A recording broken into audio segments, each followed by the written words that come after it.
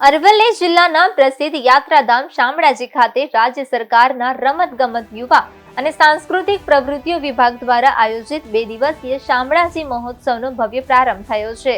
કાર્યક્રમના પ્રથમ દિવસે રાજ્યમંત્રી પીસી બરંડાએ દીપ પ્રાગટ્ય કરી મહોત્સવને ખુલ્લો મૂક્યો હતો।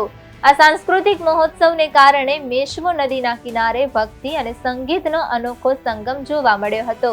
મહોત્સવની પ્રથમ સાંજ કૃષ્ણ ભક્તિના રંગે રંગાઈ હતી। કાર્યક્રમની શરૂઆત મનમોહક રાસ ગરબાથી કરવામાં આવી હતી। ત્યારબાદ ખ્યાતનામ લોકગાયક ઓસમાણ મીરે પોતાની આગવી શૈલીમાં સંગીતના સુર રેલાવી ઉપસ્થિત શ્રોતાઓને મંત્રમુગ્ધ કર્યા હતા। મહોત્સવનો આનંદ માણવા માટે આસપાસના વિસ્તારોમાંથી મોટી સંખ્યામાં લોકો ઉમટી પડ્યા હતા।